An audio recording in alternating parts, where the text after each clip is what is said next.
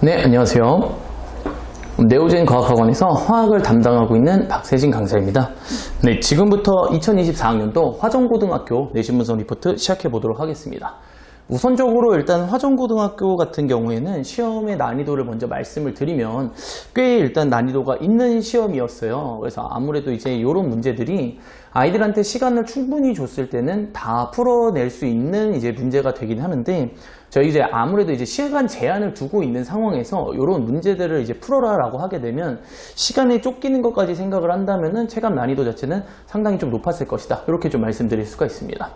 그래서 저희가 물론 이제 화면을 띄워드리긴 하지만 이게 이제 내신분석 리포트의 전체적인 모습이고요. 학원 홈페이지에 들어가시면은 좀 더 자세하게 보실 수 있으십니다. 그래서 문항수를 봤을 때도요. 일단은 1단원에서 조금 쉽다고 불리는 부분이 화학과 인류 개념적인 이제 문제들을 물어보는 케이스인데, 이런 케이스의 문제들의 개수가 이제 3개밖에 없었어요. 나머지는 전부 다 이제 계산 문제들로 구성을 했기 때문에 아이들 입장에서 조금 뻑뻑하다 이렇게 좀 느낄 수가 있었을 거라고 생각을 합니다. 물론 이제 대부분의 문항들이 이제 고등학교 3학년과 이제 고등학교 2학년 기출들로 조금 문제가 많이 구성이 되어 있었는데요. 일단 우선적으로 말씀드리고 싶은 게, 화정고등학교가 이제 문제를 낼 때 보면은 학교 선생님께서 시험 문제를 좀 잘 변형을 하세요. 그래서 이제 그 문제는 큰 틀이 맞는데 그 문제에서 이제 학교 선생님께서 자체적으로 조금 목적을 바꿔서 내는 케이스가 조금 많다 보니까 확실하게 기출 문제를 정확하게 내 것으로 만들지 못하면 이 문제가 의도하는 바가 뭔지 조금 헷갈리게 되면서 조금 이제 아이들 입장에서는 힘들지 않았을까, 이렇게 좀 말씀드릴 수가 있습니다. 그래서 저희 내신분석 리포트의 핵심 문항이라고 적어드린 이 문항은요, 무조건적으로 이제 어려운 문제에 대해서만 얘기하는 게 아니라 제가 이제 학생 입장에서 생각을 해봤을 때 시험을 볼 때 이제 시간을 조금 오래 잡아먹는 문항들이라고 일단은 해석을 해주시면 좋을 것 같습니다.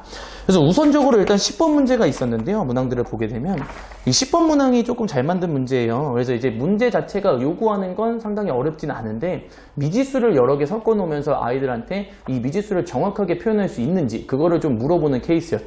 그래서 처음에 보게 되면은 조금 당황할 수 있는 문제가 됐고요. 그 다음에 마지막에 이제 끝에 가가지고 양적 관계 3연타로 이제 어려운 문제를 조금 내셨는데요. 저희가 23번, 24번, 25번의 문제들이 됩니다. 그래서 문항들을 보게 되면 23번 같은 경우에는 분자량을 던져준 상태에서 뭐 단위 부피당 이제 전체 원자수라고 하는 요 개념에 대해서 정확하게 이해하고 있는지, 그래서 전체의 뭐 부피로서 생각을 하게 되면 문제가 조금 쉽게 풀리는 경향을 가지고 있는데, 요게 아마 익숙치 않았던 친구들 입장에서는 굉장히 난이도가 올라갔을 것이다. 이렇게 말씀드릴 수 있고요.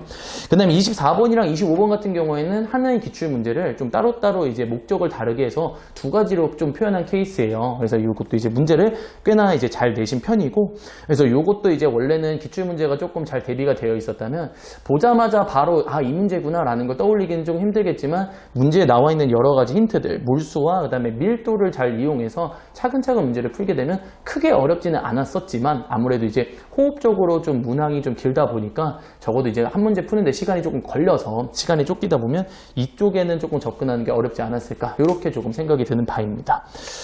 우선 그래서 이제 화정고등학교의 시험을 준비를 하실 때는요, 일단은 뭐 수능 특강의 문제들을 크게 이렇게 내고 계시진 않아요. 그래서 중간에 이제 15번 정도가 이제 수능 특강 문제 하나 정도를 사용을 하셨지만 무난한 이제 케이스의 난이도의 이제 문제를 내신 부분만 일단 보이고 있고요.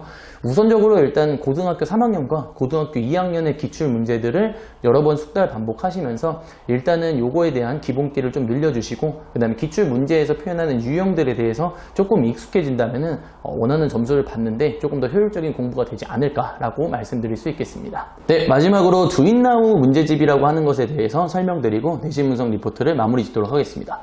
네, 두인나우 문제집은 여기 보이시는 요게 이제 두인나우 문제집이고요. 뭐 이름 자체는 이제 뭐 두인나우 이렇게 적혀 있어서 두인나우다, 통칭 이렇게 저희가 부르고 있습니다. 그래서 이제 이게 문항 분석 같은 데 보시면 두인나우 문제집 몇 번 이런 식으로 적혀 있어서 학생들 같은 경우에는 이제 이 두인나우 문제집이 아는데 학부모님들께서는 이제 궁금하실까봐 이제 소개를 드리는 겁니다. 그래서 이 문제집 같은 경우에는 총 이제 4권으로 구성이 되어 있고요. 저희가 이제 1권, 2권, 3권, 4권 이렇게 나눠져 있는데 지금 보여드리는 게 1권입니다. 그래서 1권 같은 경우에는 이제 1학기 중간고사에 해당되는 모든 범위에 해당되는 시험, 이제 고등학교 3학년, 2학년의 기출문제들을 전부 다 모아놨다고 생각을 해주시면 되세요. 그래서 이제 1권부터 이제 4권까지 해서 저희가 이제 문항수를 이제 조합을 하게 되면 거의 한 1900문제 정도의 문제들이 들어있다. 이렇게 생각을 해주시면 되고요.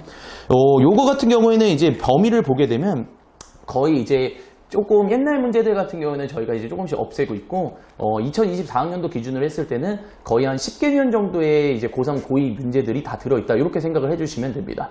그래서 시험 대비 때 저희가 예고를 제공을 해드리고 있고요. 그 다음에 이 문제집 같은 경우에는 한 문제 정말 빠지는 문제 없이 모든 문제들의 해설 강의 또한 학생들에게 제공드리고 있습니다. 그래서 학생들이 이제 혼자 공부했을 때도 해설 강의를 보면서 이런 식으로 문제를 푸는 거구나 하면서 놓치는 거 없이 저희가 이제 해드리고 있기 때문에 이 문제집 한 권이면은 거의 웬만한 기출 문제를 거의 다 정복할 수 있다. 이렇게 일단은 생각을 해주시면 될 것 같습니다.